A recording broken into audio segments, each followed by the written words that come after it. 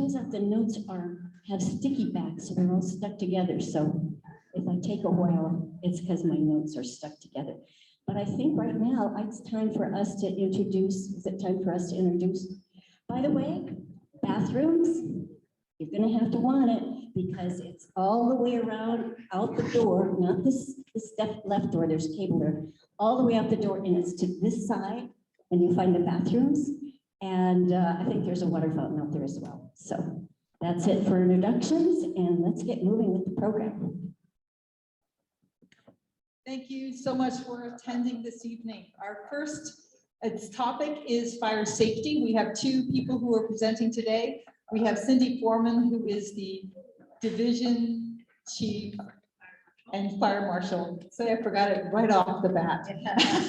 So because we have SoCo Fire now instead of Forestville Fire Department, she's going to explain how that works for us.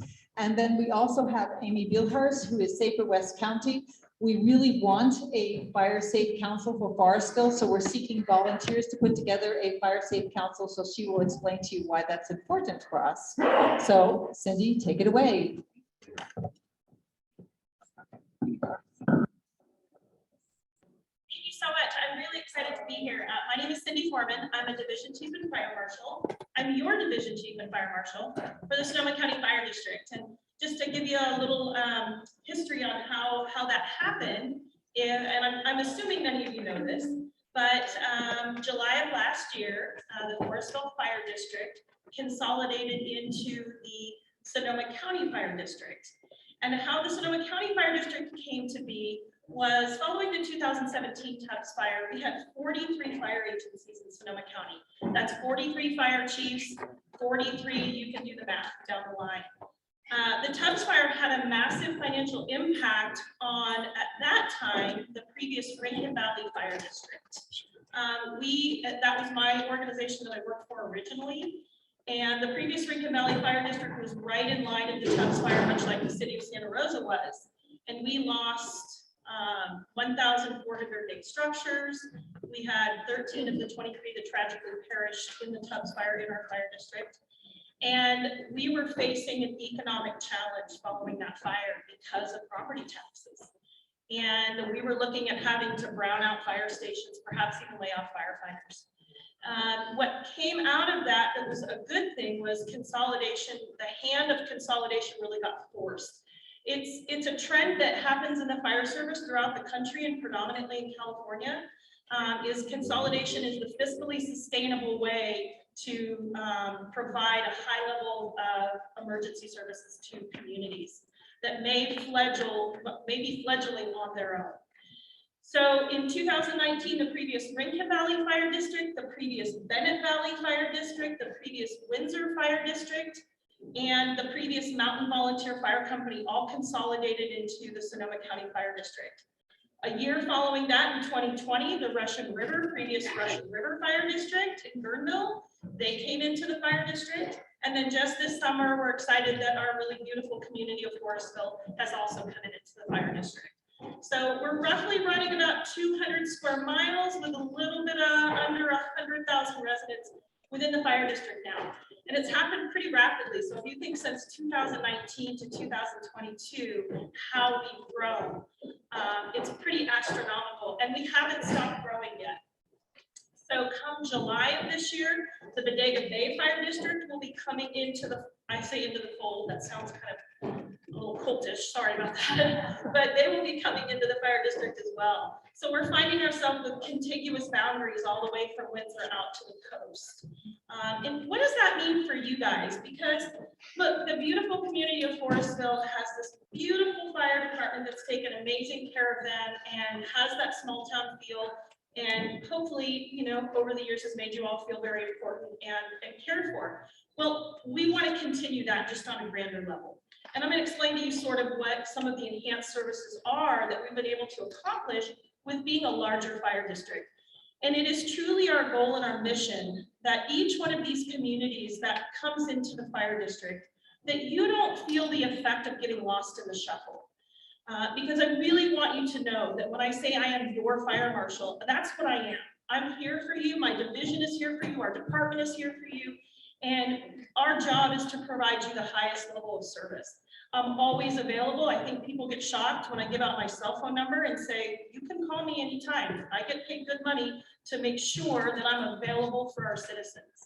So we don't want you to feel lost in the shuffle. Forestville is very important to us. We still have a lot of the local Forestville crews that are still working out of the Forestville station, but they're also able to go out into our other areas and work in some of the other parts of the fire district, which is great for them because it diversifies their skill set. We have lots of different disciplines that we have in different areas of the fire district. When we look at the Forestville area, right, we've got the river, much like the Russian River area, which we talk about flooding and water rescues and things like that. When we're talking about Boggeri Bay that's going to be coming in, we're talking about ocean rescue and cliff rescue. We've got a lot of different nuances within the fire district that having our folks be able to move to different stations with different demographics and different challenges just makes them better firefighters. So what does it mean to Forestville? What's the enhanced services to Forestville? That's a really big question, right? So with the fire district coming in, 2 minutes to finish? Oh, I thought I had 20 minutes. Both fire safe and. Oh, so, sorry, okay. Well, I'm gonna speed it up. So enhanced services to Forestville Fire District, to Forestville. We now have a solid 3-0 staffing on the fire engines. For a lot of years, there were only 2-0 staffing on the fire engine here in Forestville. And not all the time, they had volunteers and they had folks that enhance that service, but we have 3 paid firefighters 24/7, 365. The other enhanced service you're getting is we now have a paramedic firefighter on that fire engine 24/7, 365. And what does that mean to you? That means you are not waiting for an ambulance to get there to provide you advanced life support services. That individual is on that fire engine. So we'd be able to stop that clock or shorten that clock to that immediate care that you need when you're in a medical emergency. The other thing we have is you have a full fire prevention division now. So if you have vegetation complaints, concerns, you want inspections, you want advice on your property, you have questions, that we have a whole division. I have myself, the deputy fire marshal, 3 inspectors, a community outreach specialist. So we've got a full fire prevention division to support you and take care of the needs and make sure that our vegetation management is being taken care of, making sure we're investigating every fire that happens. We've got a helicopter that's coming into the district right about June. We'll have a helicopter. That helicopter initially will just be for medical transports, but we have a new helicopter that's coming roughly spring of next year that will be an all-risk helicopter, which means we can actually do firefighting with that helicopter. We can do bucket drops, we can do medical transports and things like that. Being that I don't have much more time, I apologize. I have 20 minutes to talk to you guys about all sorts of stuff, but please, if you have questions, concerns, we are here for you. All you have to do is reach out. If you need my personal cell phone number, I'll give you that. What's not personal, it's my work cell phone number. And please, if you have questions, concerns, reach out. We're happy to be here. We're happy to support you. We want to make sure that Forestville knows you are still that small little community and you will be cared for. All right.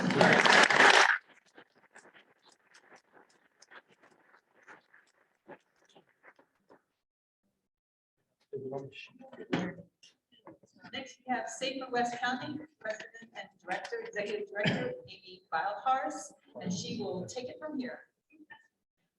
Thank you, Vesta. Can everybody hear me okay? You good up there?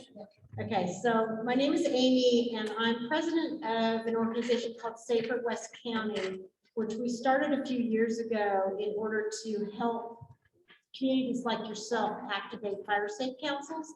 We actually came from Fire Safe Occidental, which Elizabeth Lawson right next to me is representing, and we grew this Fire Safe Occidental organization, but realized that your fires are our fires, and if we don't start coordinating our efforts together, that we can do anything we want in our smaller area, but it really is just a drop in the bucket.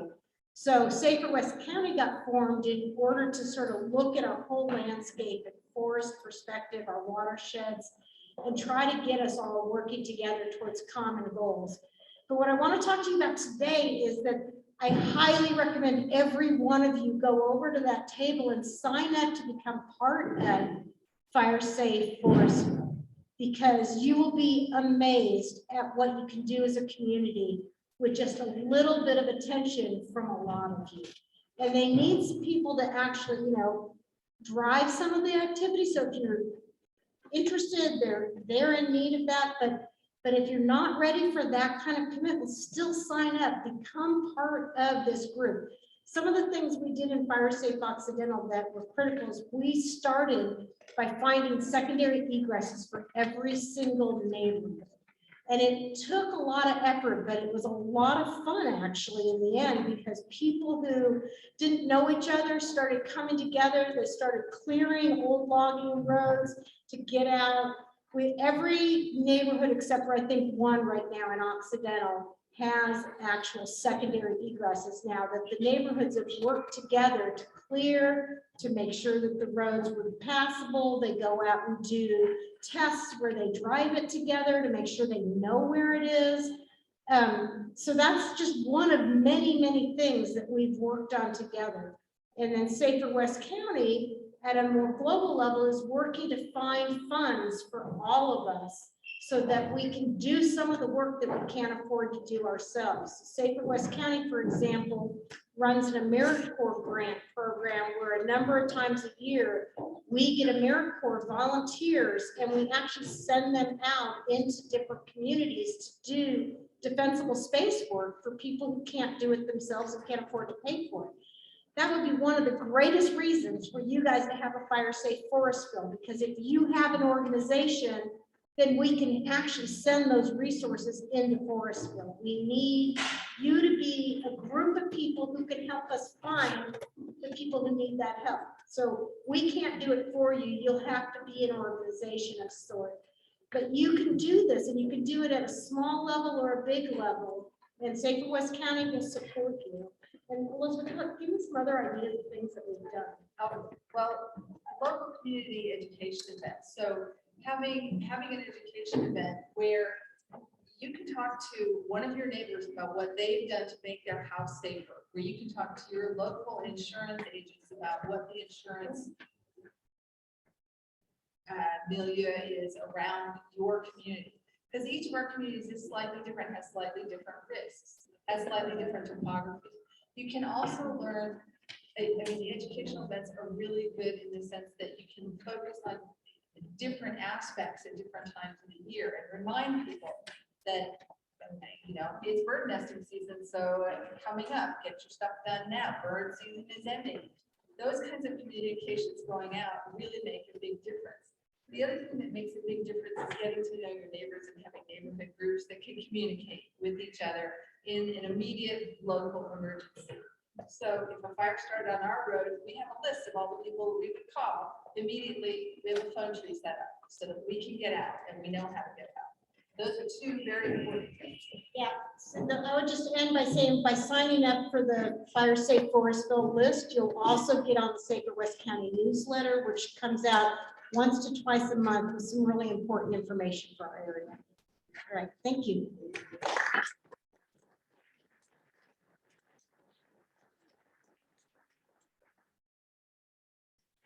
Let's give it up for Lucy, right?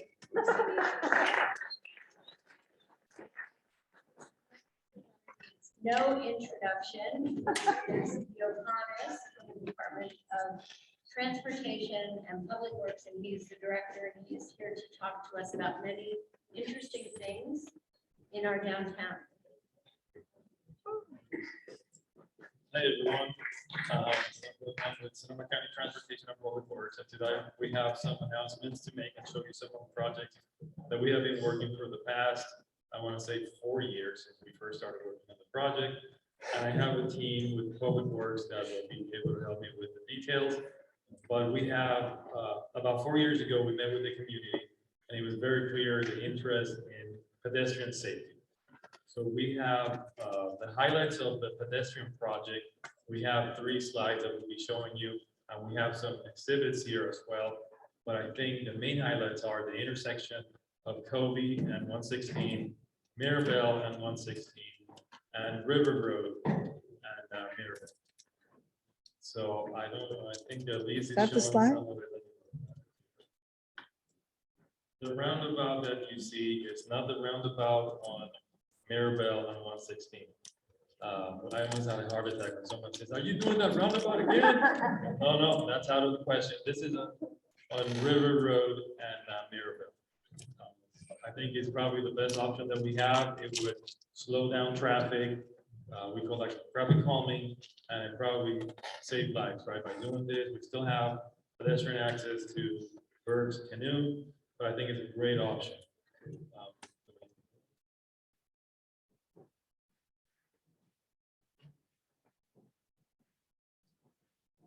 So Mirabel and 116, we have a crosswalk. We're doing high visibility crosswalks for enhanced safety. We're also adding bike lanes, median separation between the bike lanes and the lanes. And we are adding this. A lot of people love this, the green paint for highlight of the bike lanes. I think that we have the Kobe. You ready? At the Kobe intersection, we are redesigning the intersection. I think it's going to be safer for the pedestrians, including children. Credit goes to our consultant, W Trans, working on the design. Cameron, and our transportation and public works engineers working on the project.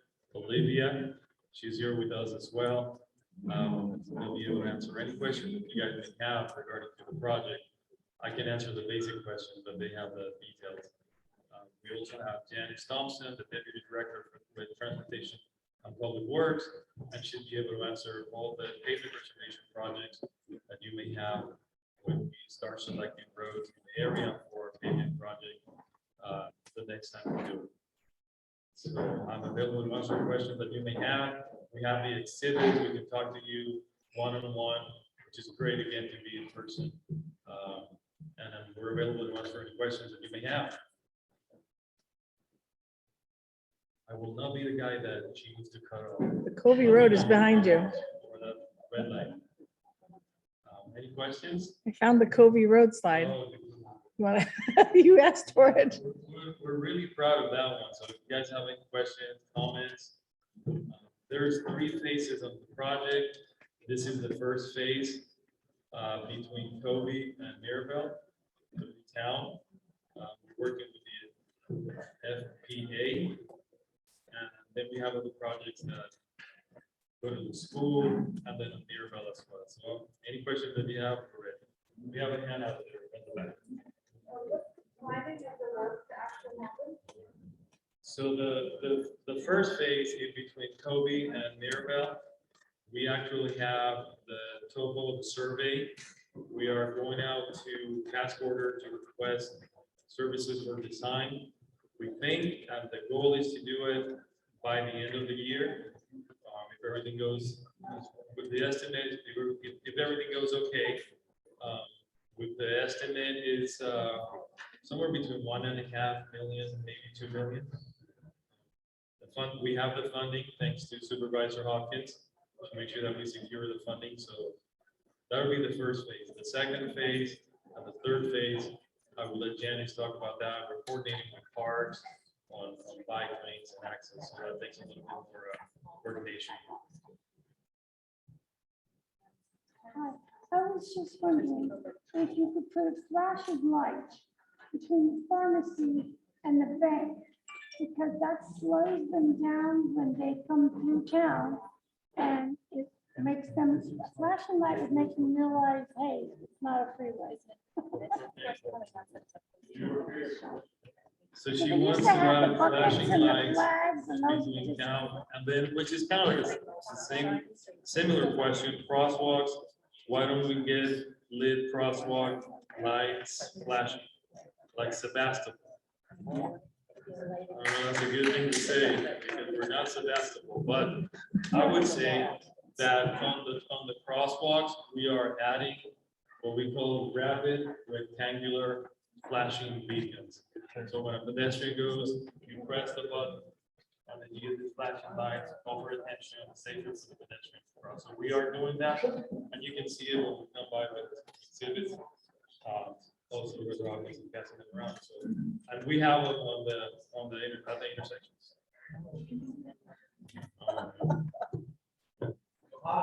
Yes. Where are they? So they are next to the crosswalk on both sides. So right at the crosswalk. Yeah.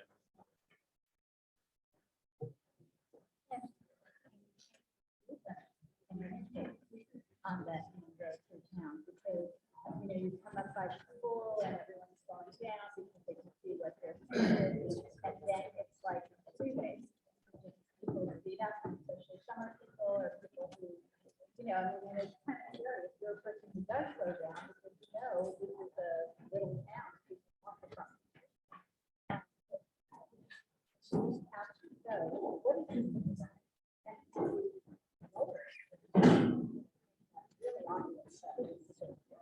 Okay, so the question is, can we change the speed limit to account so we can slow people down? So once we do that, so it takes an engineering and traffic survey to change the speed limit and establish a speed zone.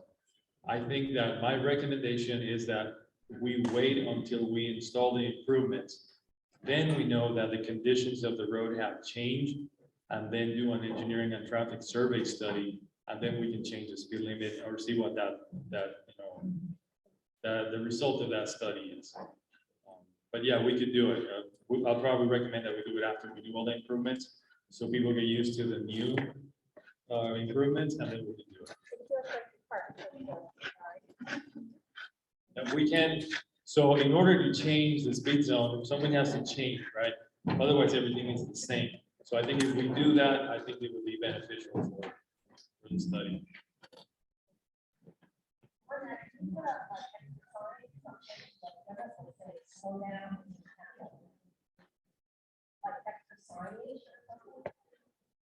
We could do that. We could add some signage. I think actually another camera talked about this, but the lanes are going to be narrower than what they're now. And with the bulbs and all that, I think it's it's intended to slow down traffic. So I think that's going to help as well. Are there any plans for crosswalk or any traffic slowdown on Steelhead and Argonne? I've done. Terrible. Not at this time, but we'll look at that. We'll look at that intersection. Very terrible. The Mirabelle Park and Ride is overflow parking for Steelhead Beach. And people walk from the park and ride down the side of River Road to Steelhead Beach with floaters, canoes, you name it. Can there be a wider path just between the park and ride, a crosswalk, and a wider path between Steelhead and Mirabelle Park and Ride? And can there be a public toilet and even a porta potty during tourist season, as well as trash receptacles? Because that parking lot becomes a total glass trash, you name it, people actually do their waste in the trees. So if you can do those two improvements, it would really change the summer. And even a temporary flashing light crosswalk from the park and ride to the other side, the river side of River Road, which is wider. Thank you for the feedback. Those are non-public works issues that we're actually working with LEs and parks to help us with that. So we'll take that into consideration. There are questions online that Elise needs to choose. Okay, Dane Riley, I've allowed you to talk. Can you speak up? We'll see if we can hear them. You need to unmute, Dane.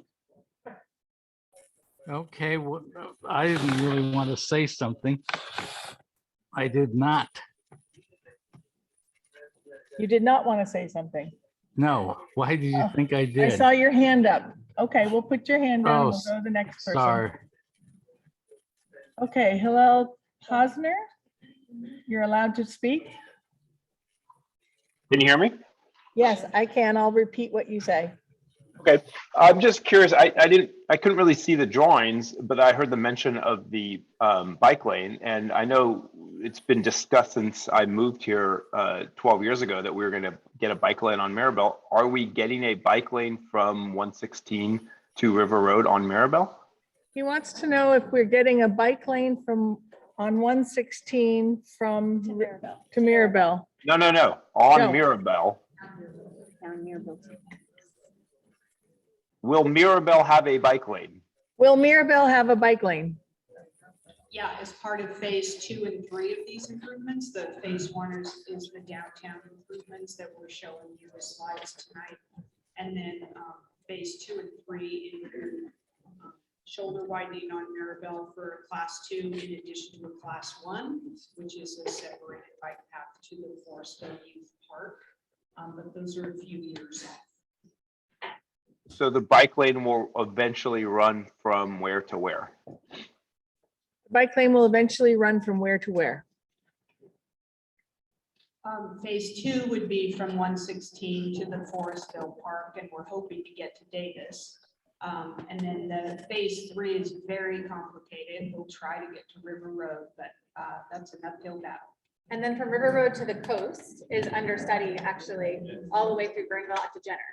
So regional parks. Thank you. We have some that are behind you. Does the sidewalk on Covey extend the length of Covey to Trenton or only to the high school?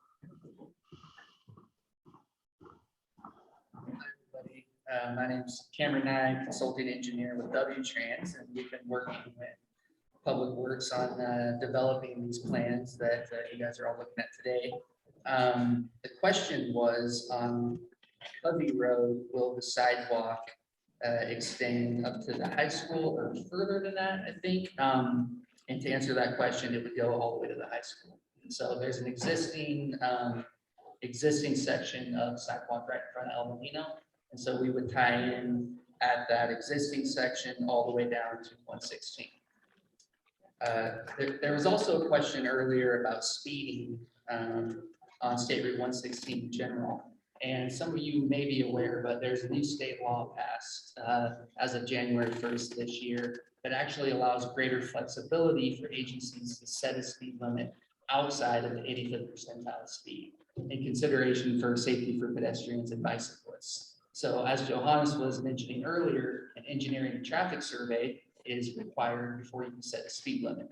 Basically, an engineering and traffic survey says that you have to set the speed limit where 85% of the people drive at or below, which is the historical way that speed limits have been set. The new state law will allow greater flexibility to do something different, but it's not quite in effect yet, and those changes won't take effect until the California manual on uniform traffic control devices gets updated, likely in the next 2 to 3 years. So in the future, there may be some opportunity to do something different, but in the near term, Public Works will be monitoring that situation.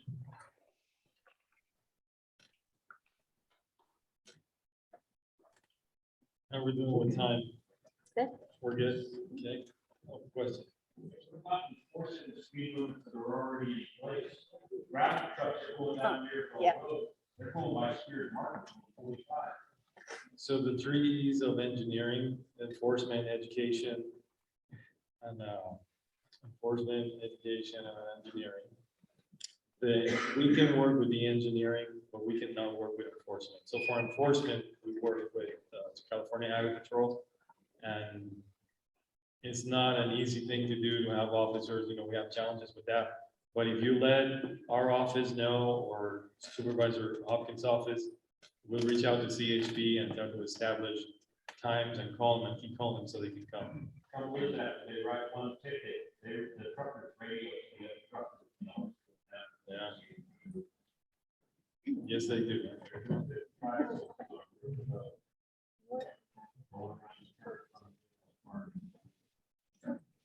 We have more coming, more CHP coming. And there's road rage too, when you put in those signs that slow down.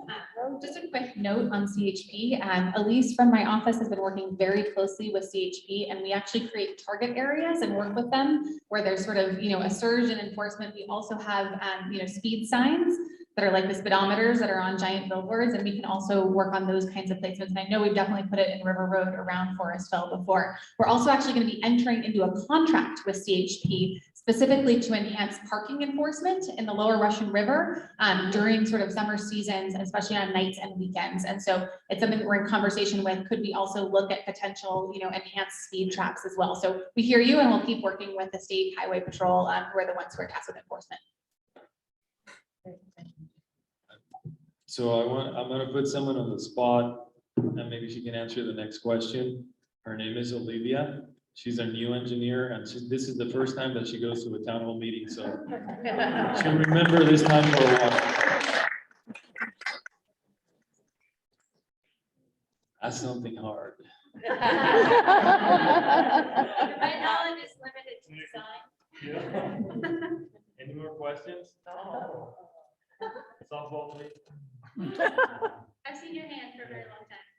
I love the idea that you're gonna put beacons at the existing crosswalk that goes from the bank and bakery to the park. That's really, I think, important. I'm questioning how it came to be that you're gonna put an entirely new crosswalk right at the intersection of Route 11. Unless I'm mistaken, if you look at the drawings.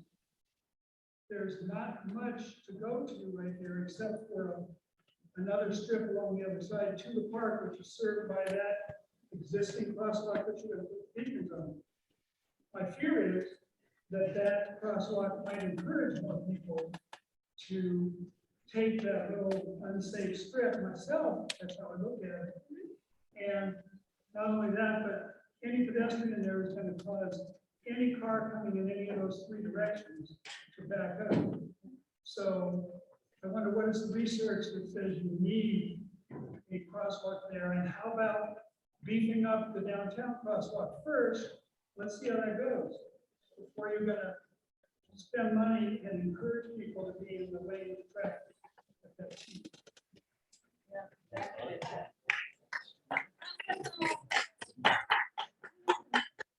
Crosswalk placement came with us working with parks. There's going to be a bike path that's coming through the park on the south side, Highway 116. That bike path needs to cross Highway 116 and continue up the length of Maribel. And that was the best placement so far. FW Trans has different insight. That's exactly correct. So with the, the plan that has been proposed here is that when everything is in place, you'll have sidewalk existing on State Route 116 from Maribel all the way to Covey, both sides of the street, right? Along with Class 2 bike lanes. So at which time that the two-way path on Maribel is extended on the east side of the street, there needs to be a crossing there to really connect those two sections of bike facilities. So that's where the demand would be generated for that new crossing at the Maribel intersection. We have a question in the chat asking, how will we access the Spears parking lot from, if you're running southbound? So better see if I can find that. There's Spears behind you. You can point. Let me find the right page. Okay. How will you access the Spears parking lot if you're driving southbound? So some of the improvements that are proposed are being considered at Spears Market would include consolidating the existing driveway access to two different driveways. You would have one on Maribel and another driveway on Trenton. So there would be a driveway on Maribel, and if you're driving south, you would continue through the Trenton intersection, and then you'd make a left turn into that driveway on Maribel. Hopefully that answers the question.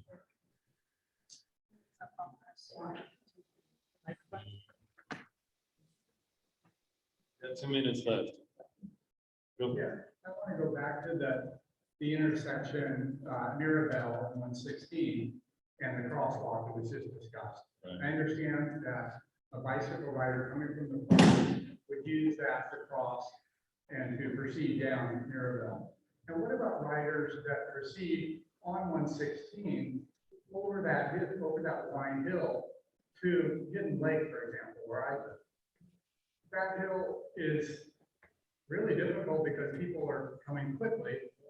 And now we would cross twice before getting to Hidden Lake Road, I guess, and in essentially blind area. And it's a little bit difficult to do.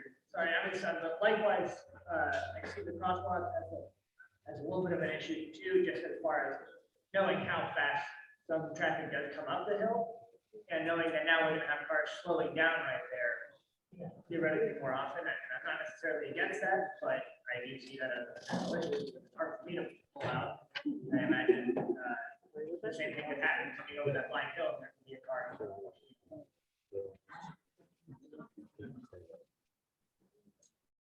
I can speak to that a little bit. So Caltrans design standards specify a certain amount of stopping sight distance that you need along the highway, which we have taken into consideration as part of the design. So sightlines are limited as you're coming over that crest vertical curve, but there is adequate stopping sight distance. And with the additional demand that would be generated by these new trail facilities in the area, it would be considered a safer condition to have that crosswalk marked there with those flashing beacons and really alert motorists as you're entering the downtown setting from the more rural parts of the county as to, hey, I'm entering an urbanized area, bring speeds down, and really try to improve safety for all of us. I want to add that we have looked at other traffic control methods for that intersection, including traffic signals. And I think this is the best that we have for now. I know Park is working on another project. We're limiting for now this project to the circulation, Mirabelle first, and then Kobe in that area, not anything outside that. I saw a plan online for the extension of the Joe Ritter Trail to Jenner from Forestville. I'm wondering if that's still in the works. I know it's been talked about for several years, and I'm an avid biker, and I'd love to bike to the beach. It's a 19-mile ride that's planned. Wondering how that's progressing. That's a question for our other engineer. Definitely not an engineer, but from a farmer's perspective, yeah, no, we're working on that actually, and that's going through regional parks. I was able to secure some funding through the Northern Sonoma County Air Pollution Control District to get that study across the finish line. So we actually are at a point where we have a desired alignment, and then begins the very, very slow process of just trying to acquire some of those rights of way that we don't yet have. And you can think of the challenging spaces, right? And it's honestly like between Forestville, right? Going through Hacienda, like that whole area where it's very, very narrow and contained, there are going to be challenges. But we also are looking at, there's some amazing examples in other states where they have some of it's on the road, but some of it's actually along the river. And they create these paths that are totally floodable, right? So they go underwater and then they dry out in the spring and summertime and you can use them. So we're looking at kind of a braided path that sometimes shares the road right away, but sometimes actually goes down more towards the river. And the goal is to basically connect Roseland to the coast. So Joe Ritter Trail all the way to Sebastopol, then West County Trail from Sebastopol up to Forestville, down Mirabelle, and then all the way out River Road to Jenner. So that is the big grand plan that will likely, I mean, this is going to be a long-term thing, but we're going to get there piece by piece.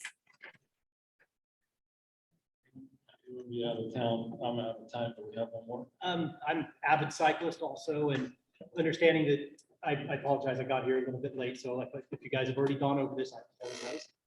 The master plan is that the bike path is going to go down Mirabelle to River Road. Has it ever been considered to use Martinelli Road? Because you have, no.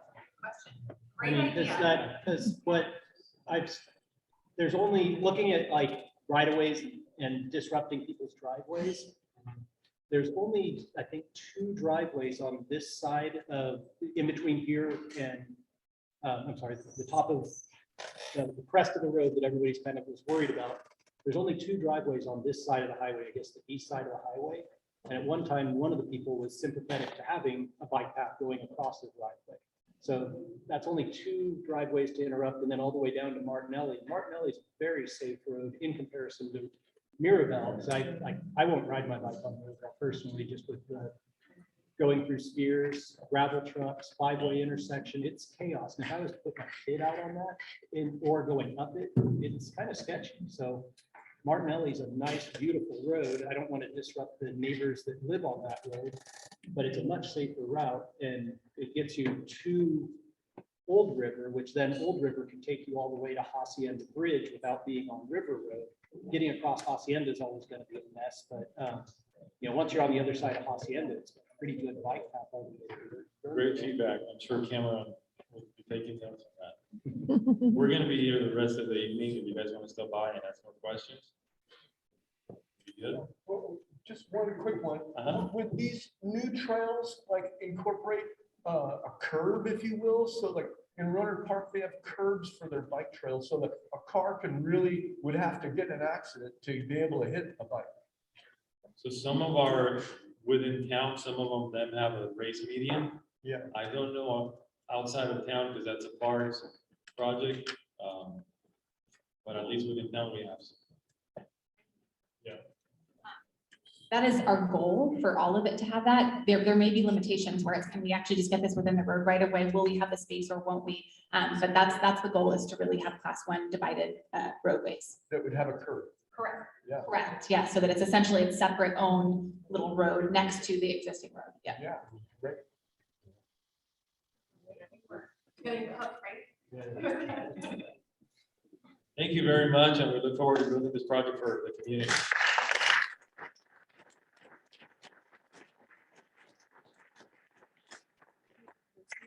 So it's important to know that you can go to these tables on the side and ask questions afterward, look at the pictures up close. And we are recording this, so you can do this again online. Our next presenter is Lucy Hardcastle. Lucy is the current president of the Forestville Partnership Association. Used to be the Forestville Planning Association, but the Lower River Act basically has taken over those responsibilities. So Lucy was one of those people who, after Oranthesen went bankrupt and that piece of land downtown went on the market, she said, oh, look, Open Space District is having grants and they're teaching us how we can get this land. And she's the one, along with a few other people, and then more and more people, put a lot of effort into getting the downtown park, which we now have. And Lucy's going to explain some of its history and where we're going from here.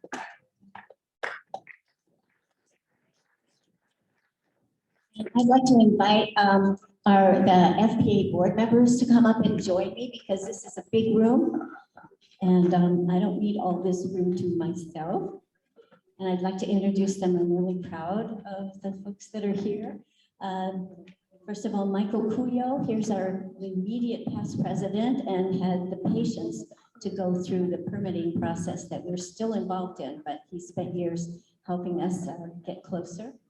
Joni Bleckel, some of you may recognize, she's a former school teacher and local Forestvillean, involved in lots of stuff. Wayne Gibb, also on our board, used to be with the water board as well. And then Ken Smith, who is a former architect who has done incredible drawings with his vision for what the downtown park can be. And you may notice on the slide that I've got 95436.org in big letters, where it's not .com, we're not a company. It's not .net, we're not a network, but it's .org, because we're a nonprofit organization and we are dedicated to helping Forestville be the best that it can be.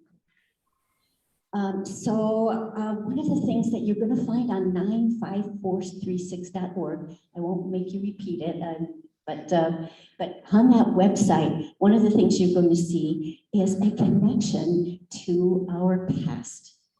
On our website, we have the archives for the Forestville Historical Association. We have all these amazing photos and stories of who we used to be. So that's on our website. Also, the community fund applications are on our website. And that's what it looks like. The community funds are actually do now. You can pick up an application, and we've got hard copies at the table over there. Check out our fabulous history and some of the things that we're up to at our table over there. And the deadline. And Joni's the chairperson for the community fund. And I'll talk about that in a second, but Joni's the chairperson for that. So next, okay, next slide is out there. I would like those of you who are here, I can't see the folks on Zoom, but those of you who are there, raise your hand if you're not really sure what the FPA does. Well, it's a good thing the board members don't have their hands up for that one. So, you know, for some of us, it's a mystery group. It's like, I hear all the time, well, I'm not exactly sure what it is that you do. And so this little slideshow is going to hopefully take some of the mystery out for you. I've got a little clue here, but then I don't have my glasses on to see them. So who we are. And who we are, just, you know, we started out in 2002. It was a group of folks just like you sitting in this town hall. And remember when the Empire Storage building was put in that lovely little meadow behind town? And there were a whole bunch of us just going, how does a storage unit get in this beautiful meadow in downtown Forestville? And we really didn't pay, individuals weren't paying that much attention to land use issues. So this small group of people started the FPA way back then, so we could put on town halls and educate ourselves as to what was going on. Well, with the advent of our fabulous, there they are, our fabulous MAC representatives, they're really on top of the land use issues. And so lately, we have been basically focusing on a couple of different things. Right now, we're in, our main job was town halls, 28 of them we've done, but where do we go from here? Find out what matters. So what it is that we do. Our focus, I was starting to say, our focus is now mainly on administering the community fund and managing the Downtown Oaks Park. So those are the two ways that we spend a lot of our time. Our accomplishments, how could we not think that that is our major accomplishment? That trailhead, that walkway. I know it took forever to happen. It felt like it took forever to happen, but it's here. And that was with us partnering with the Parks Department. Thank you, Parks Department, for putting in this huge amount of money, over $300,000, to make that trailhead. And now it's our connection to our sister cities of Creighton and Sebastopol. I'm finding as I'm out there, because I live close to the park now, that there's a lot of people who are on their bikes and stuff, and they say, you know, I never really stopped in Forestville before. So I think having this partnership with the park and putting in that trailhead is how can anything else, everything else in comparison, it's just nothing else compares to that accomplishment. The other thing I mentioned we do is we administer the community fund. Way back in 2008, thanks to some quarry mitigation and some agreements with our local quarries, we have now $15,000 a year to give away back to the community. And that fund application is on our website. We've given away $163,000 since 2008. And Wayne Trappy is here from the quarries. And we want to thank you, Wayne, because those gifts, I know it wasn't exactly a gift, it was more like a twist in your arm. But that, to truly, the kinds of things that we've been able to accomplish through this mitigation fund has given way back to the community, and we're really proud of that. So take a look at that application form, and if you feel like you've got a project you would like help funding, let us know. Joni will take your applications. We have a committee of lots of different folks who make the decision. It's not just me, and it's not just the FBA up here. We're listening to a real committee town hall meeting. Of lots of folks across the community that make these decisions. So we're really proud of them. And I'm getting lost in my slides. That's the problem of having slides. So pick up. Oh yeah, no. You got a bike lane on Mirabelle. Challenges. Oh, is that what's up there? Oh, God, challenges. This is the stuff that keeps me up at night. And you'll see there that one of our big challenges is trash. And frankly, my board here is sick of me talking about trash. So, but it is a reality of ours. And the fellow, we have trash picked up in the park like a couple of times a week, I believe it is. And yet during the summertime, it's way too much even for him. If we ask him to do more, he's gonna say, I'm not doing it at all. So, and he says a lot of it is household trash. It's not stuff from your picnic at the park, when you're on the bike trail and you have a little extra something. No, it's really a lot of his household trash. And I'm going, really? When I took this picture, a real side, when I took that picture, I had just gone off ballistic on somebody. I plan on Maribel. Stuffing their 16 more household years, trash they said. those things, and I may have dropped a few. And even then, it's a maybe. So instead, they're spending $3 And so if million. anybody was there and heard me, I apologize. What's And I that? got a lecture from a woman about going. They're doing a roundabout in many years And at she says it's Mirabel only and River trash. Road. So No, trash. they gave up on that we one. all, throughout. And they're building they're spending $1.5 million to put a sidewalk between Mirabel and Covey. And No also, one fucking walks that, Pat. the challenges that we $1.5 have for million. the future is really Between Mirabel and Covey. what like kind of funding. How is it that we are going to fund all of this stuff? Okay. Oh yeah, and there's another thing too. It's getting more people to be involved. Yeah, this group of board members are terrific as far as what it is they can do, but we could really use more help with this. And it'd be great to see some younger folks interested in helping with this as well. And the FBA has some fun opportunities to volunteer, and we have some serious opportunities.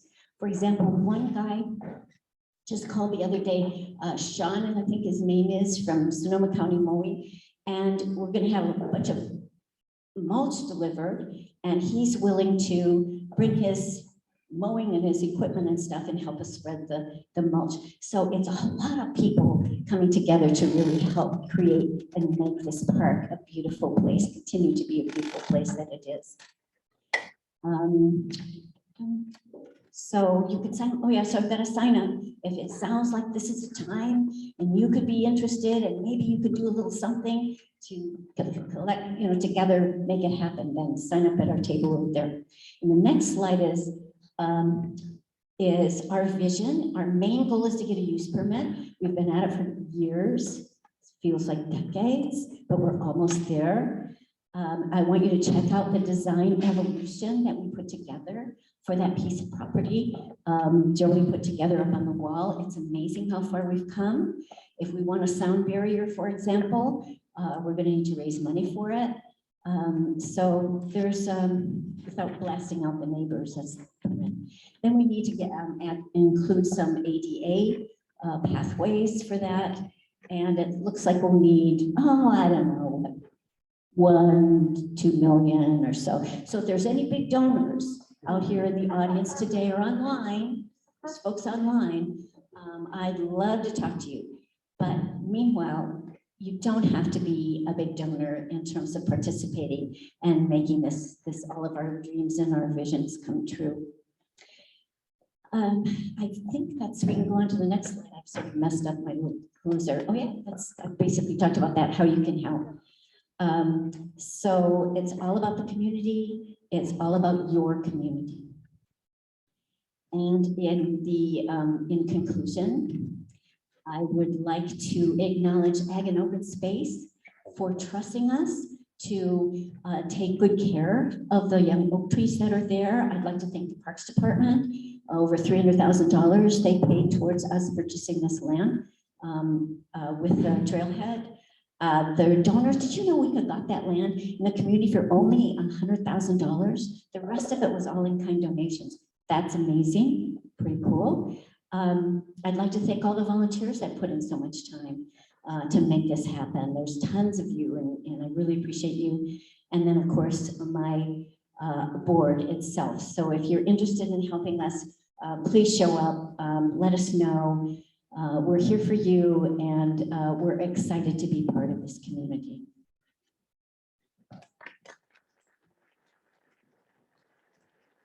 Yes, I do.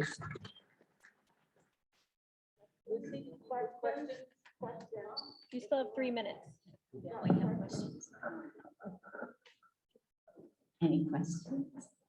Oh, I've got a question. Oh, yeah, okay. And Joni says, go to 95436 because a ton of stuff is there. So don't forget to check us out. Yes. Is there any plan to name the bridge under Mike Riley's name? You know, I've heard, this was a long time dream of Mike Riley's, is to make that connection. And that's a question for our supervisor, I think. But I think that's, she's here. But I'm thinking that we don't have plans, but I love that idea. Is there some there hasn't been any discussion on that? Nothing official. Oh, there is. I can cover it later. Okay, yeah, we'll talk about that later. Yeah, so Linda will talk about that, but I think that's a wonderful idea. I've heard rumors that wouldn't that be a good idea, and I totally agree. Vesta, are you telling me to get off right now? Is it possible that the park can stay the way it is now, since so many of us love the more rural approach compared to a more developed approach to this park? Did I say we were taking questions? You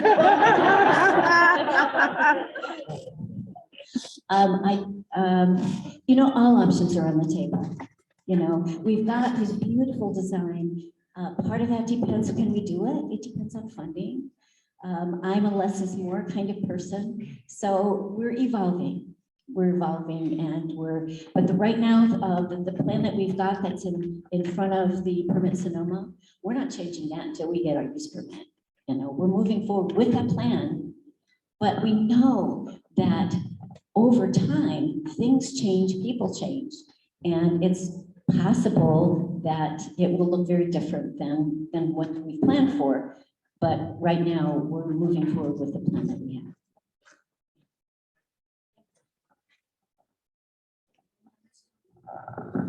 Yeah, that's to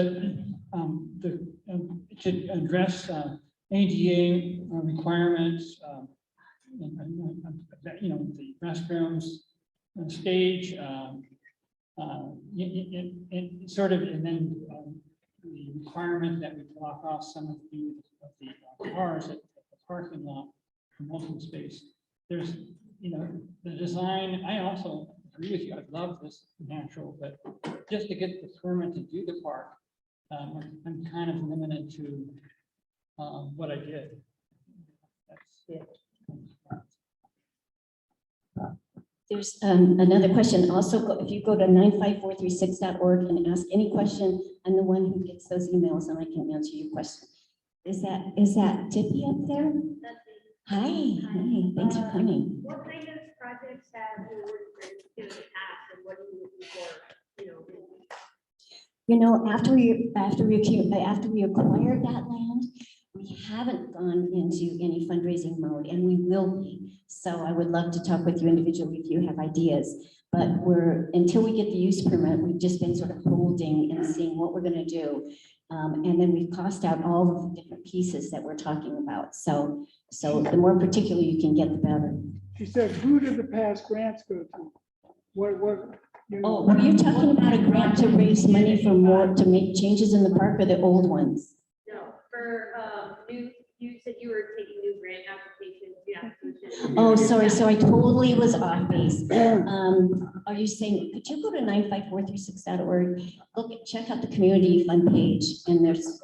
Over here with So yeah, as you enter town, the good life, for example, many things you see around. and over here, the grants that were given for for last year, 2021, are up there. It's all on my, but I'm happy. I live next door to, and this is Tiffany and she is helping, she and her husband are helping with the backyard restaurant, the renovation of backyard. So to take another question. So I'm really nervous about taking somebody else's time. Yeah. Seriously. So I think we have to stop, but please, 95436, ask me a question and I will get back in touch with you. But the more time I take, the less time that Linda has. Yeah, the table. Thanks, guys.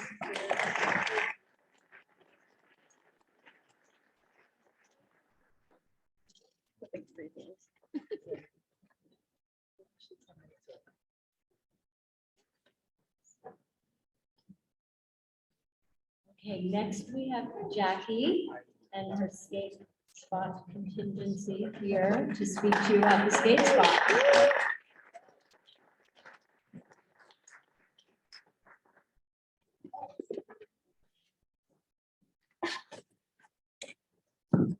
There we go. Thank you. See, I need these guys. Hi, everyone. I'm Jackie Brazil. I'm president of Forestville Skate Spot.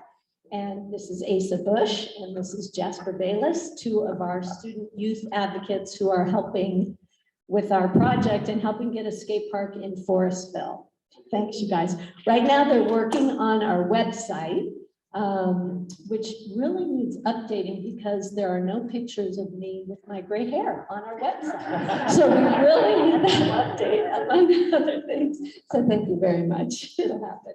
But what I want to talk about is what it takes to get a skate park and what it takes to build a skate park. Well, it takes patience, it takes money, and it takes a location. So patience we have. We have been at this a while. Our patience gets tested and tried, and we are hanging in there and we're committed to seeing this project happen. So we've got patience.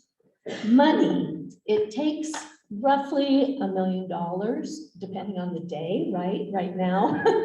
So that will depend on the location of the park and also what features we have, but that's just a rough estimate. So we welcome all donations, any penny anyone can give, we appreciate. You can donate on our website, you can mail us a check, you can Venmo us, you can PayPal us, and you can also see us over here at the table to find out other ways that you can help that we really would appreciate. So thank you for that.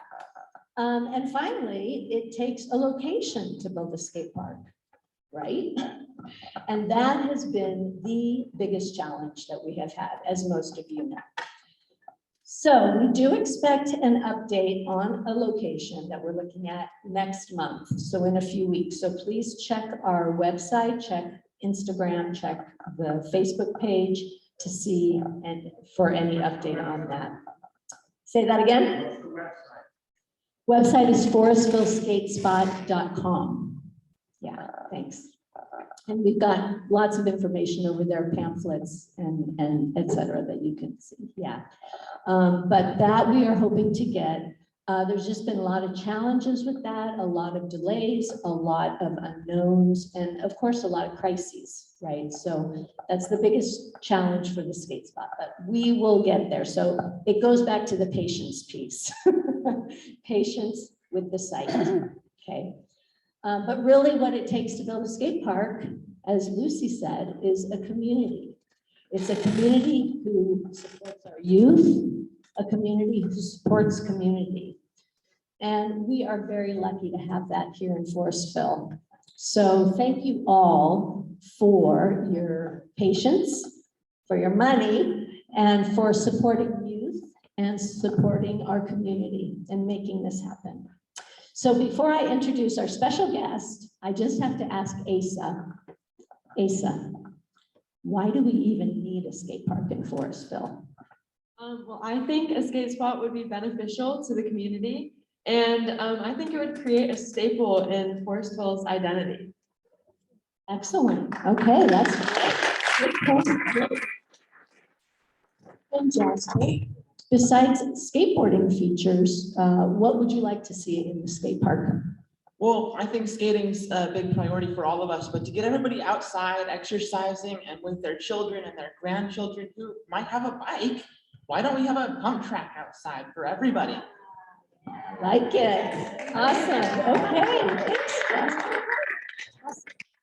Okay. And we've got lots of information at our table over there, but now I'm excited to introduce our special guest, Canton Russell. He is the Senior Project Design Manager for New Line Skate Parks. Yep, we're zooming in all the way from San Diego, California, one of the skateboarding capitals of the world, and he is an awesome skateboarder himself as well. So I'd like to introduce, take it away, Canton. Can you all hear me?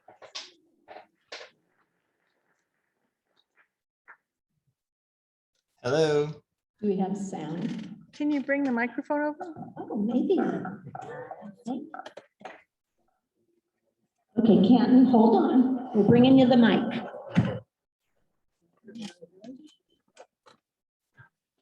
Okay. Can you guys hear me? Okay, where's the speaker? Talk, Canton. Hello. We're trying to find the speaker here. Is he on Zoom? Yeah, he's on Can Zoom, you go but full page? we're trying to find the speaker. If it's, yeah. Try it again, Canton. Testing, testing. Testing, 1, 2. It should come up. Okay. I got an audio here. Can I see that? It's definitely. Oh, okay. Just a second, Jackie. I'm gonna try to put the audio. I'm talking. The other side. Keep talking. How about that? Here, can you get a word?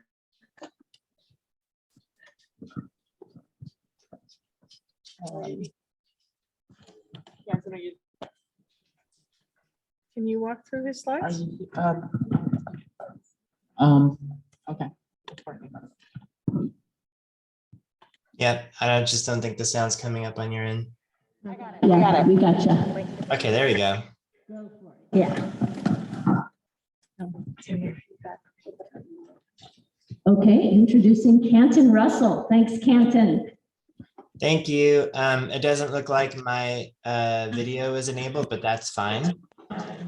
Can you all see my screen? Yeah, we see your slide. Yep. Okay.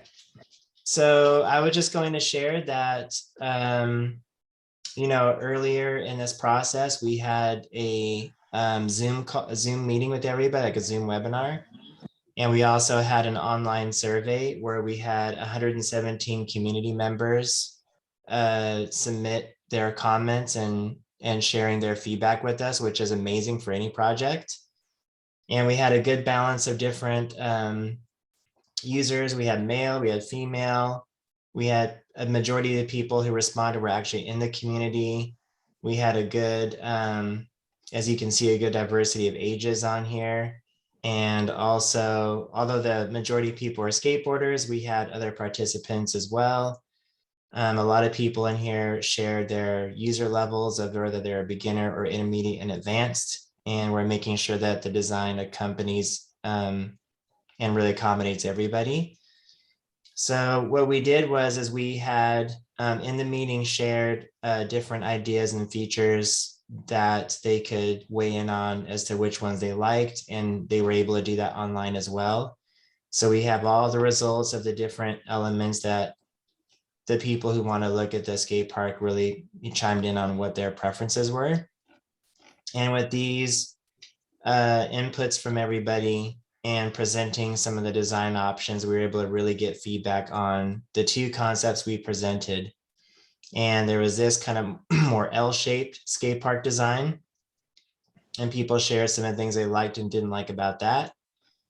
And we shared something a little bit longer, more linear this way with lanes. And we got some great feedback from that. And, if anyone wants to see this information in more detail, I'm sure, Jackie and the group can share this with you. Yeah, I've got it at the table. Yep, and then I'll go back to sort of the fact that this was more the preferred direction here. We call this the canoe just based off the shape, just so people understood the differences. And we made some notes on the feedback we heard on this design and some of the things that people really wanted to see.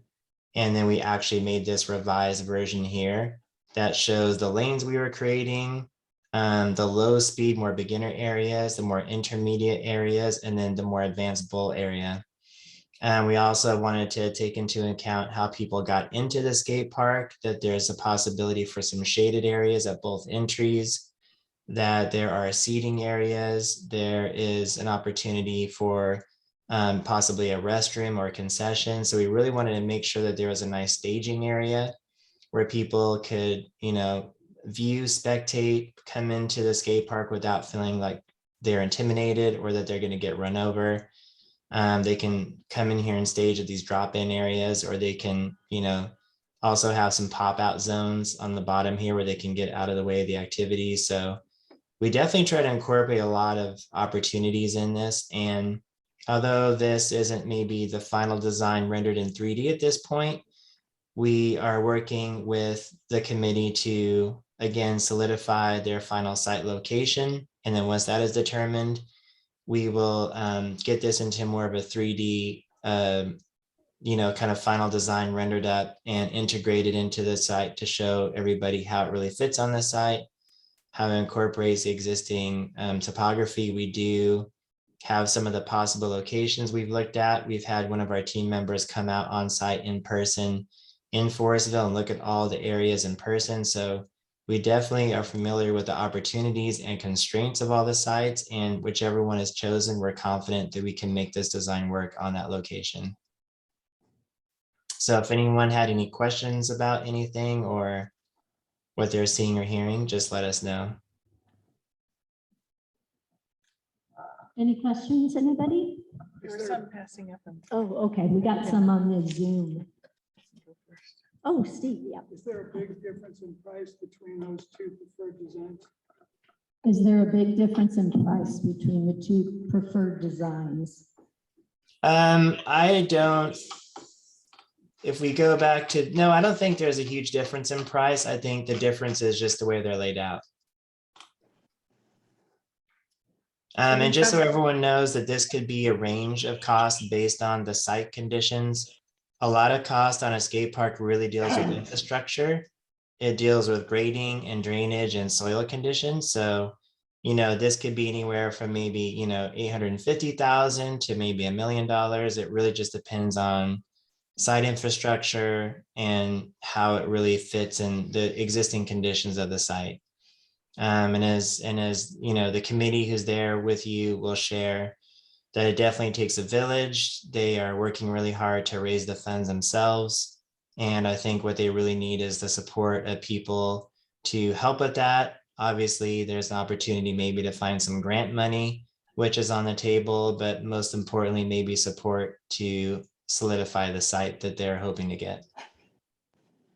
The biggest question that seems to be popping up here is where is this going to be? One of the questions was, why are the backfield areas of the youth park not being used?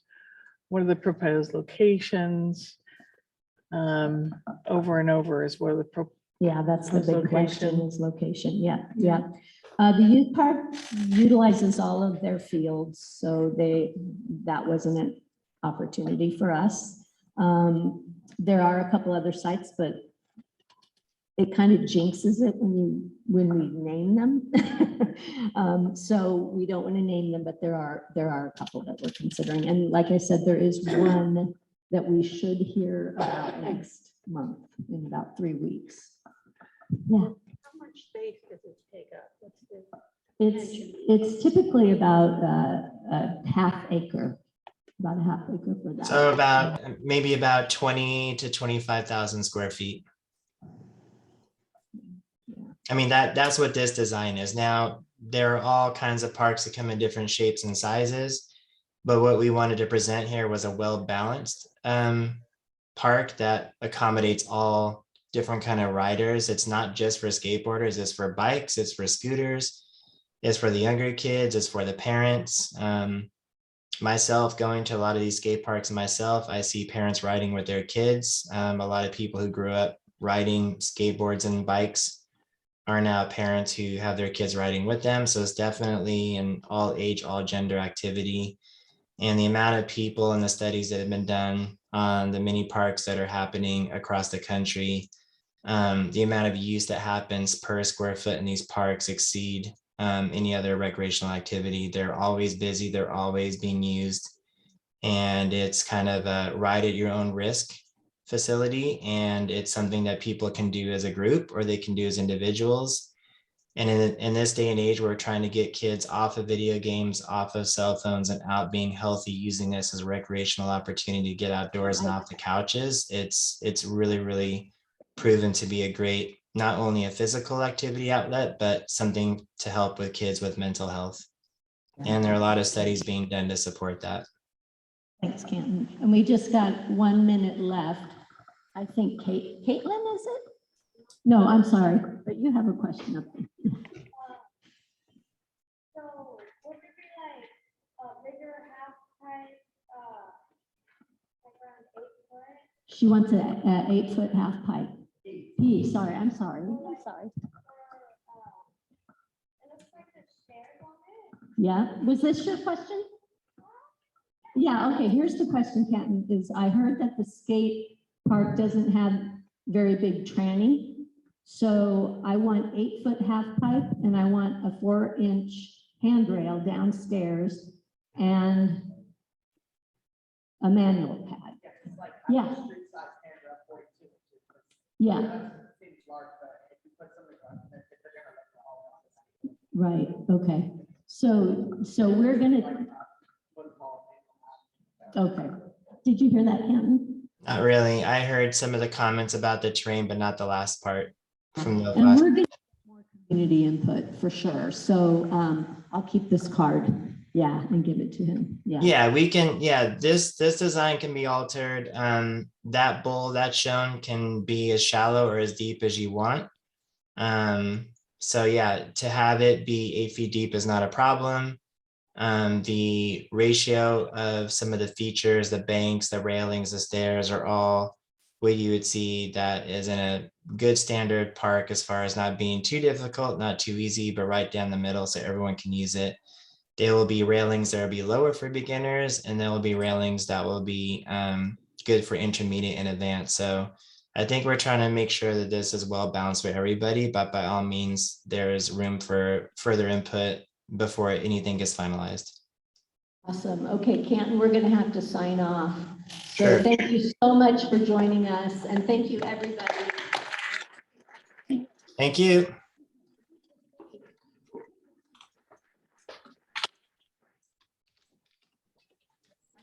Our next presenter is the Forestville Chamber of Commerce, Gary Harris. Most people know Gary Harris. If you don't, you need to get to know him. He knows everything there is to know about Forestville. If you got a question, ask Gary. And Amber Gray, who's the Secretary of the Chamber of Commerce, which is very active in our community, supporting local businesses.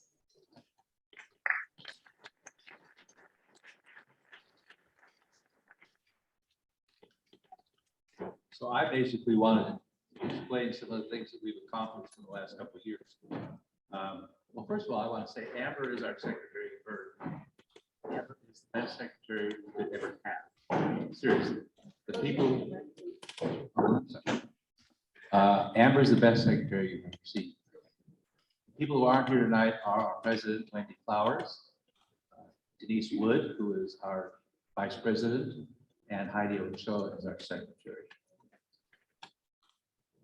Treasurer. That's right, treasurer.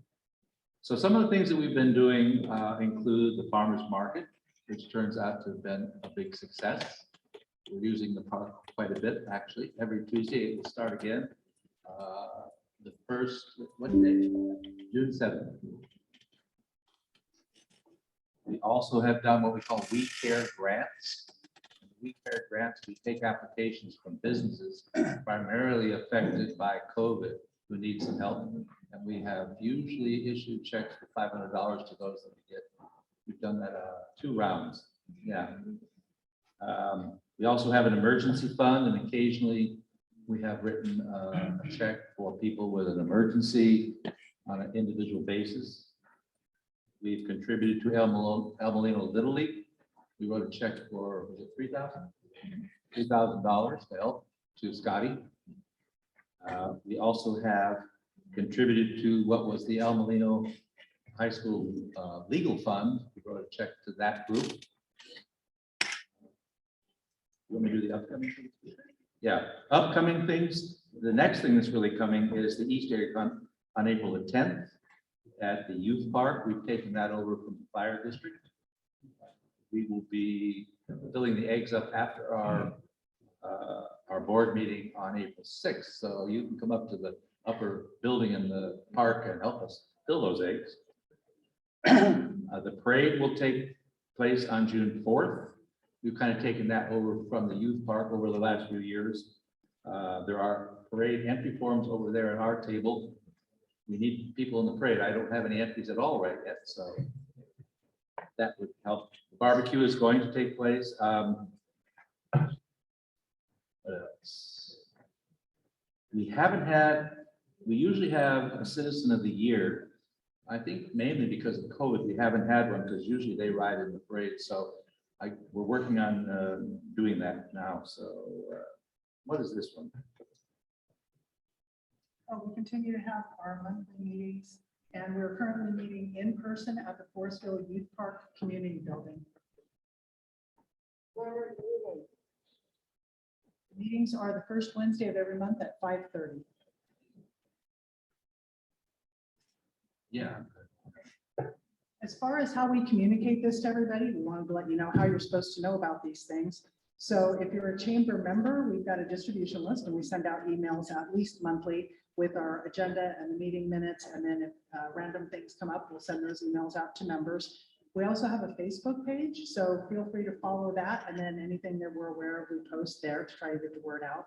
We also manage the big sign that's on the corner of Front Street and Covey Road. So we put things up there and try to keep that updated with anything relevant for the neighborhood or for the area.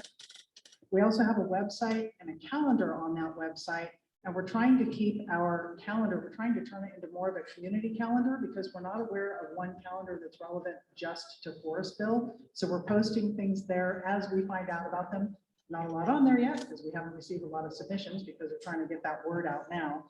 So generally speaking, the stuff that we can post on Facebook or on the sign or on the calendar are those things that are relevant specifically to Forestville or that have to do with our chamber members. So, and if you want to submit a request for something to go on the calendar or go on the sign or for us to share on Facebook, you can send an email to forestvillechamberofcommerce@gmail.com and we watch that. You'll probably hear from us within a few days, maybe the same day, maybe within a week. Volunteers, we do it as fast as we can. So if you've got something you want posted or shared someplace, please give us at least a week's notice because we're just trying to share that workload and get those things done. And last minute requests are really hard to process and we might not be able to handle those. So if you've got anything that you want us to share, let us know and just send us an email. And then we've got 5 new businesses that Gary is going to introduce, and we want to give a couple minutes to those business owners so that you'll recognize them. So we're going to start with a new chiropractor. That's Kara Waltz. Kara.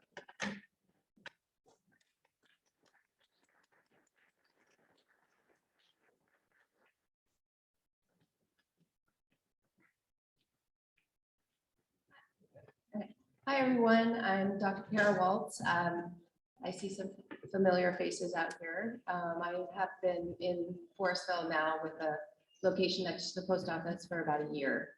I have been in practice for 15 years. My primary office I opened in Oakland, but I moved up here rather 5 years ago and finally got really tired of the commute.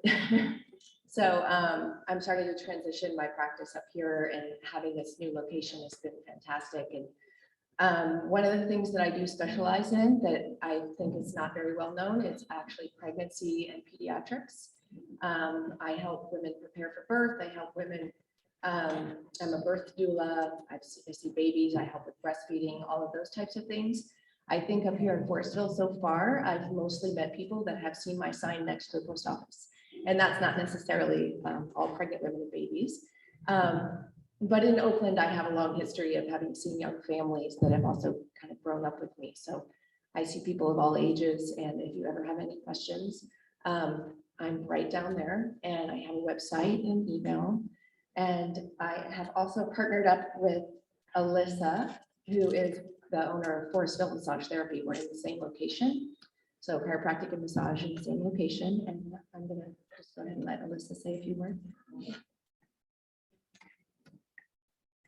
Hi, I'm not a very good public speaker, but I just wanted to say massage therapy has been my passion, and I'm mainly focused on more of a clinical concept, although there is a lot of relaxing massage as well. So if you have any questions, stop by and we can talk.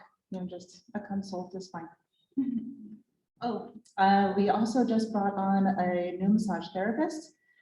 Her name is Sharon, and I also have an intern. So we're going to be able to start giving or getting a low-cost massage for people that are having issues with their income.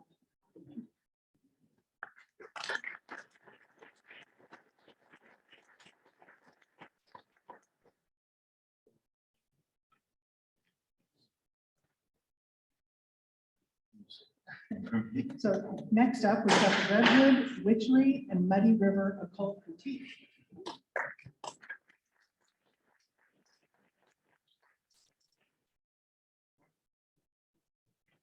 Hi, my name is Althea, and we opened about a year ago, me and my mom.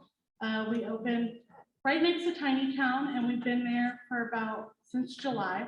But we do a lot of metaphysical, spiritual supplies. We hand make our own candles, pendulums, spell kits, and things like that. We have, bath bombs and everything. So there's kind of like a little bit for everybody, whether you're maybe religious or, you're kind of on folk magic side. But we're going to be doing some workshops soon, and we're happy to be in this community. We've been Guerneville locals for about 8 years, but we're also happy to be in Forestville too. We also do have a website. It is redwoodwitchery.com, and we are open every week, Wednesday through Sunday, 11 to 6. So I hope to see some of you in there. Stop and say hi, and even just check us out. Thank you.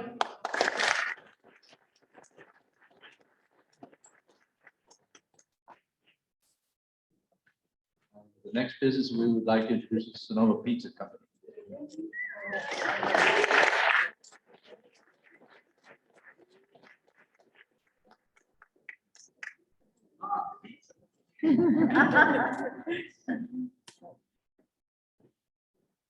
Hello. Show of hands, who likes pizza? All right. We're Sonoma Pizza Co. My name is Chris. This is my wife Etta, and this is Reagan, our general manager. So we're the team, and we're really looking forward to Sun River. We're looking forward to serving you guys. We're going to be opening the 18th of May.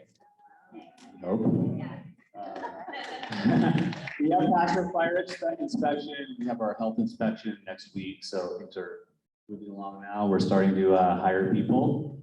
So if anyone's interested, you can go to sonomapizzaco.com. We have information on there about the job opportunities. And that's it. Come have some pizza. If there's any questions, I'll be here. I'd be happy to take your questions. And yeah. We will have, we are not going to have hard liquor, so we're going to have beer and wine, but we are going to be making cocktails from that, yeah, and like spritzes and all kinds of stuff. Yeah, and also other than pizza, also we're gonna have all kinds of different food there. Lots of healthy options, all local purveyed foods, all of our cheeses and produce, all from Sonoma County. So, and all the beer and wine as well. All right. So we're excited to serve you guys. Did you want to ask a question?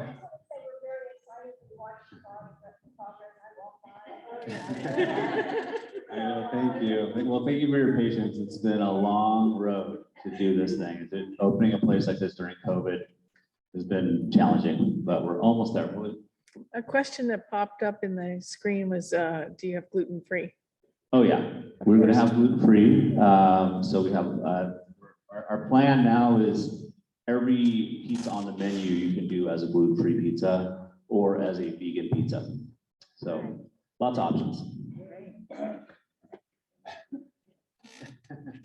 Thank you very much.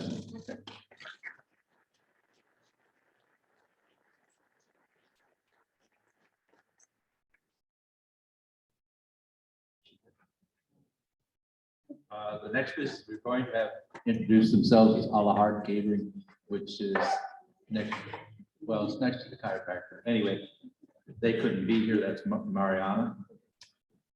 And that is it. Since, is that 2 minutes? Yeah, you're good. So one last pitch. We really need, I think, in the chamber are young people, or some younger people, and it seems to not happen sometimes. So kind of looking around. And some of them look not as young. All right, thank you very much.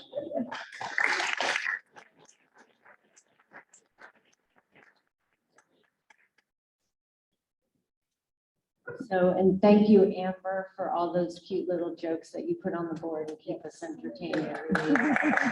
We love those. Before I introduce another person who needs no introduction, I just wanted to say, planning this with Lucy and Vesta, these two very formidable women, was an eye-opening and a humbling experience. So gratitude to both of you. You're amazing. And here now is Supervisor Hopkins.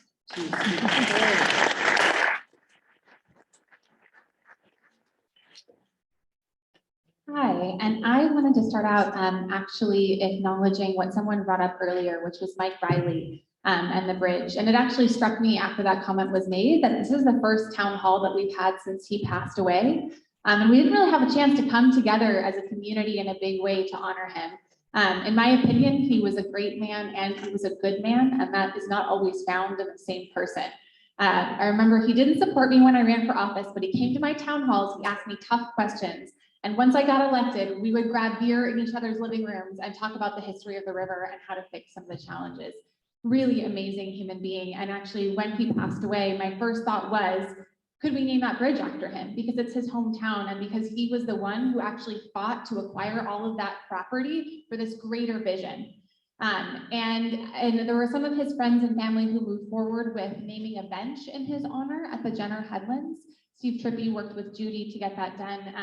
And so I didn't want to sort of interfere in that process, but I think that if there is community interest, I think it would be really beautiful to dedicate that bridge in his honor and to reach out to Judy and to do it appropriately. So I will absolutely follow up on that.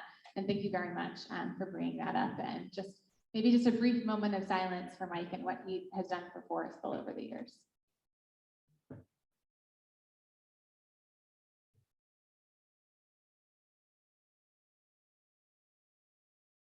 All right, well, Mike wouldn't want us to take too long. He'd want us to get back to work, doing things for the community, because that's the kind of guy that he was. So I'm going to rapidly run down as quick as I can a few updates specifically for Forestville, and then I'll try to leave some time for questions at the end. First of all, I wanted to sort of emphasize what's happening over there at Transportation and Public Works. Please go up there and talk to the folks over there. They will be there to listen to your feedback on the design. And as a reminder, the history of this is that 4 years ago, pre-fire, pre-flood, pre-pandemic, we had a town hall and we said, what do you want us to do with this money? And because I have to also acknowledge that there's pretty much nothing that happens in Forestville that doesn't involve either a wood or a trackie, and this actually involved both. Doug Wood was actually the person who approached me shortly after I was elected. He said, what the hell happened to all that quarry money? And I did some digging. I dug into the budget, with the CAO, I got the attorneys on it, and I discovered that we literally had millions of dollars set aside for the town of Forestville that had been collecting dust in bureaucratic, sort of purgatory, essentially. And so I started working with Johannes and with County Council to get that money freed up and active. And in order to do that, we actually approached the trappies, and it actually required an alteration of their use permit for their quarry. They could have said one of two things. They could have said, give us our money back, we're going to hire an attorney, or they could have said, yes, we want to do something for the community. And knowing the trappies, of course, they said, yes, we want to make sure that that actually is delivered for the community. And so I want to give a huge amount of credit to Wendell and his family for making that decision and for letting us move forward with these improvements.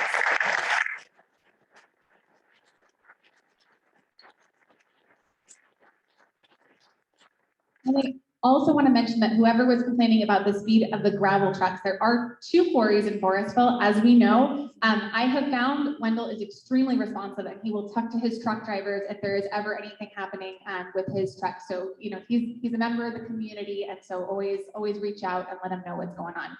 I also want to mention that in addition to the improvements that we are looking at, which was based on the survey that we did at that town hall 4 years ago, we literally asked people, here are the variety of things that we could do. We have a set amount of money. What do you want to see done?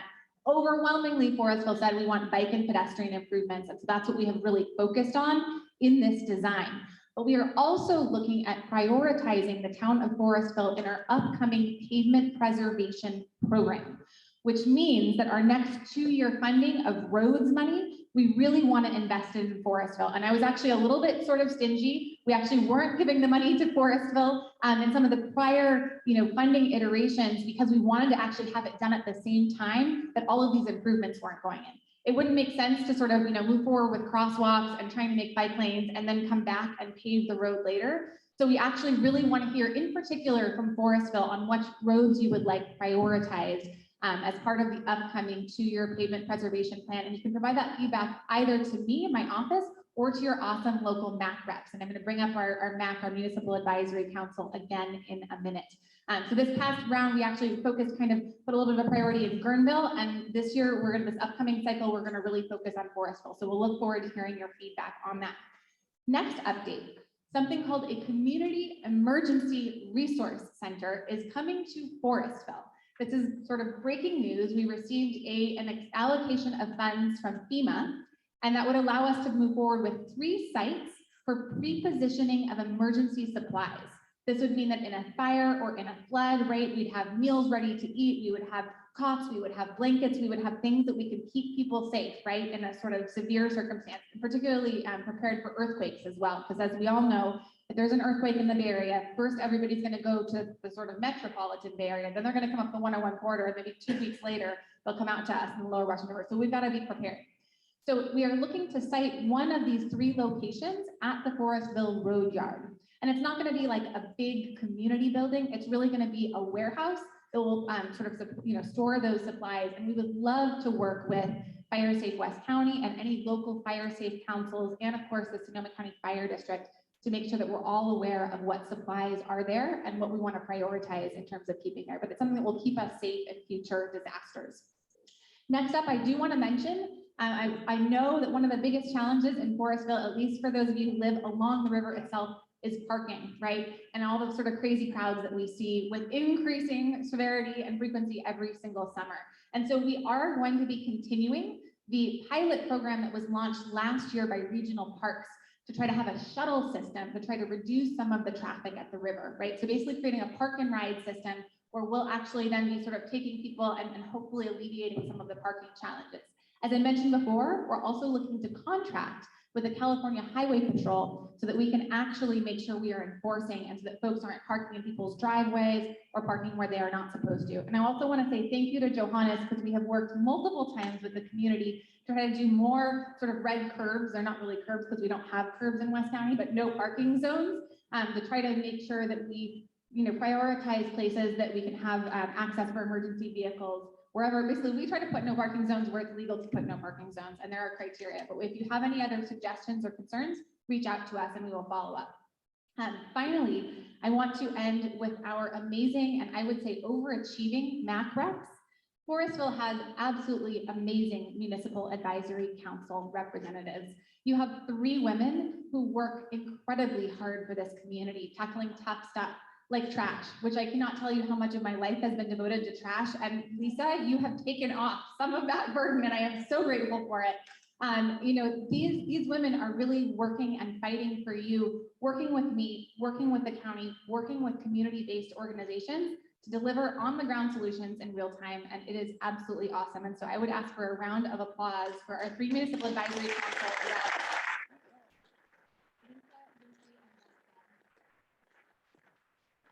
And I also want to give a brief shout out to another awesome force of nature woman who also continues to fight for Forestville and lives about 5 minutes from here, Elise Weiland from my office, who has worked hard to provide the kind of support. And finally, because sometimes I just start to talk in government without actually translating for sort of real words, just so you know, if you're not familiar with the MAC, the Municipal Advisory Council, we have a Municipal Advisory Council that represents the entire Lower Russian River, running from Forestville to Duncan's Mills, inclusive of Cazadero. And it basically is designed to give kind of the first ever local representation for this area to empower advocacy at the county level and also, quite frankly, at the state and federal level.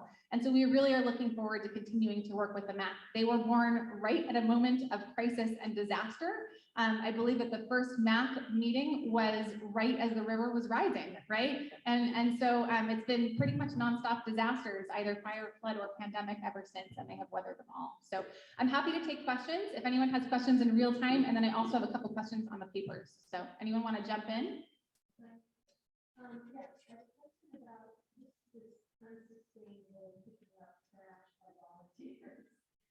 You know, we have two big parks here. Is there any organized park system that can provide? That is a great question. And so in terms of a park system, right? Oh yeah, good question. So the question is trash pickup specifically in parks, correct? Yeah, And maintenance. Trash pickup and maintenance in local parks.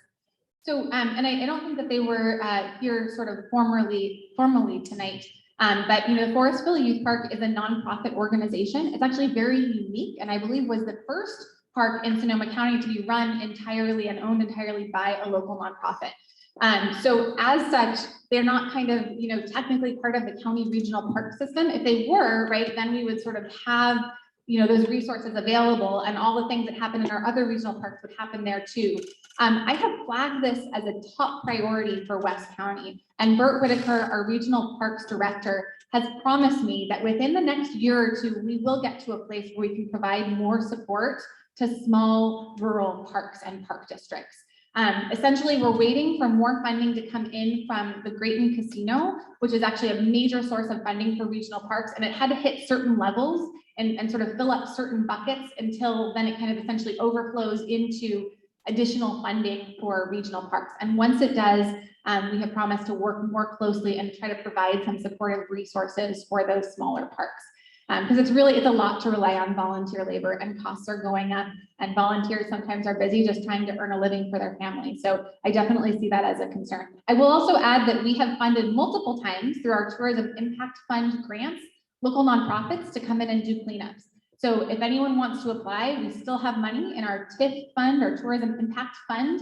And so, you know, throw your hat in the ring, and it's potentially something that we can fund some kind of maintenance or some kind of cleanup.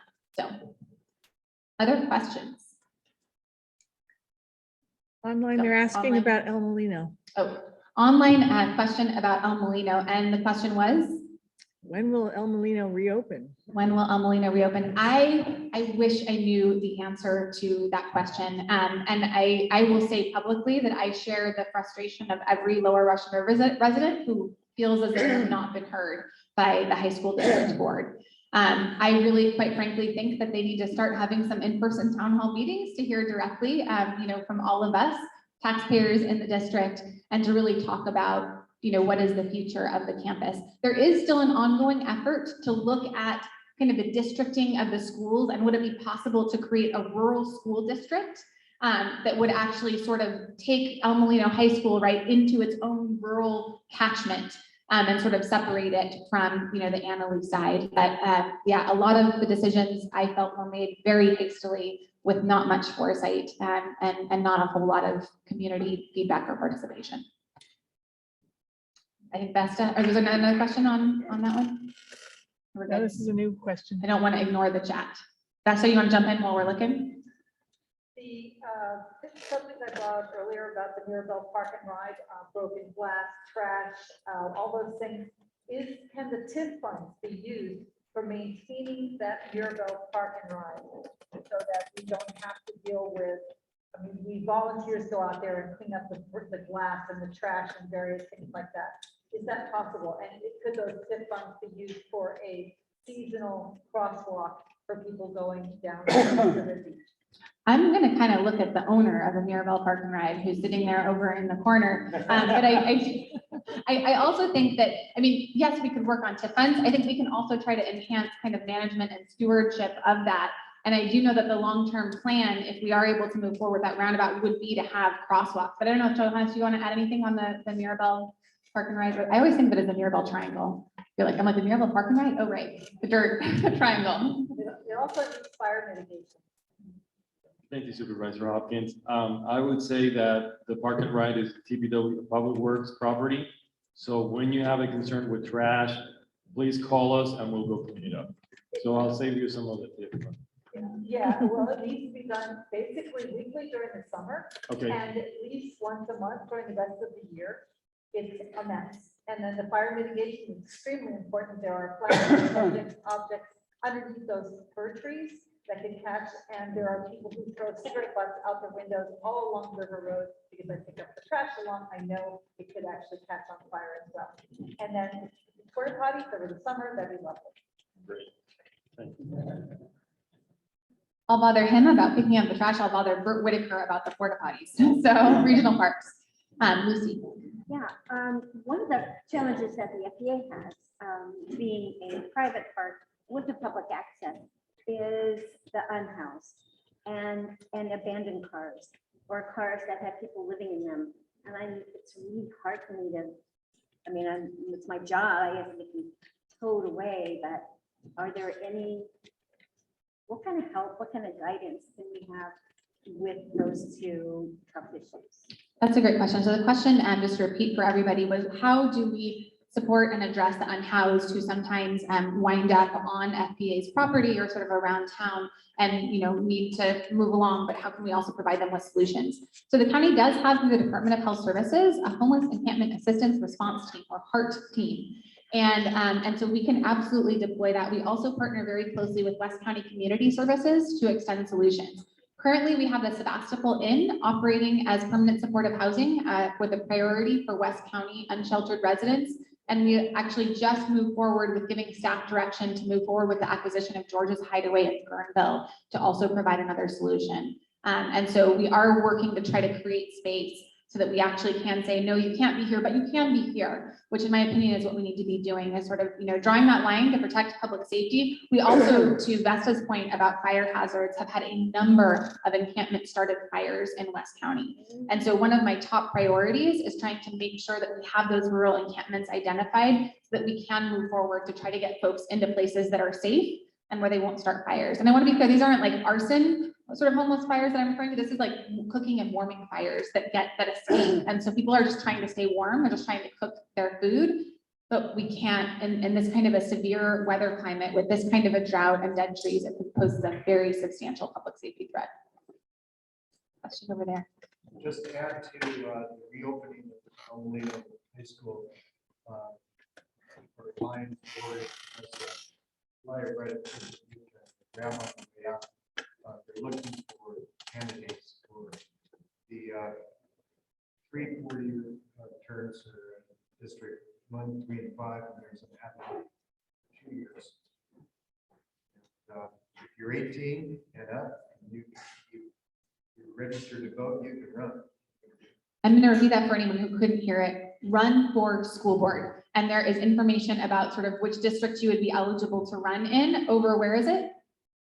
Right here on the over there in the front there. So and remember, guys, how many people from currently serving on the school district board live outside of Sebastopol? None. 0. That is correct. Yep. So we really need to have more balanced, equitable geographic distribution, which will finally be mandated by having district, but we need to have rural voices on that board, in my opinion.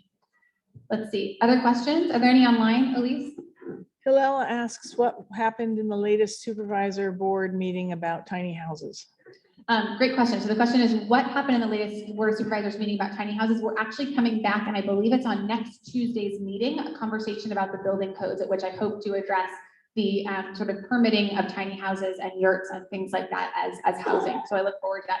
Quickly, because I know we're running out of time, I just want to say, someone asked, what is the status on the Church of Christ fix or tear down? I actually don't know the answer to that question, but I can certainly follow up. I remember there were some conversations with Permit Sonoma, and I don't remember if it was sort of on the repair side or on the demo permit side, but I will look into that and get back to you. And there was also a concern about a next door neighbor running drugs and also having an illegal pot grow in her house. So part of this issue, and then also a sort of potentially illegal trailer that she's living out of. So two of those three things are in my jurisdiction. One of them is in the sheriff's jurisdiction. We can't do anything about selling drugs on the county side. You'll have to call the sheriff to report that. But with respect to pot growing, that's a code enforcement concern. So you can use SoCo Report It, which is an app where you can report code complaints about specific properties. Living in a trailer unpermitted is also a code violation. And then I would say submit it to the app, but also notify our office, because sometimes things disappear if we don't track them, and we spend a lot of our time just making sure that things are followed up on. So that's part of our job. So yeah, any other last minute questions? I'm going to hand it back to the amazing women of the town hall. One last one. We're good. One last one. I'm looking. I didn't see the 30-second waving. So regarding the shuttling of people, those beaches are not useful to us as residents, and you know that, and we all know that. And talk about that. yeah, I mean, so the question was sort of with respect to the shuttling of residents, the beaches are not useful to those of us in West County because they're swamped with tourists, right? During the summer. I mean, my personal advice is get there early. And go before they get there, and then leave before they get there, which, you know, I wish that there were better options. But I will say that we are working on opening up other opportunities, including opportunities that would require walking in more. And I found, like, I grew up in San Diego, and I could tell you that if a beach didn't have a parking lot right next to it, it was always empty, right? I mean, people just kind of go where they can easily park and bring all of their stuff. And so, you know, for locals, I think opening up more neighborhood opportunities where there are trails into beaches, I think that's a way to really cater to the local neighborhoods and trying to create more kind of pocket parks. So and if you've got any ideas or on places where you think that could be achieved, love to work with you on that. We're actually looking at a few different properties that could increase river access to try to take the pressure off of some of the other areas. All right. One more round of applause for the awesome people who put this town hall on. It's great to be here in person.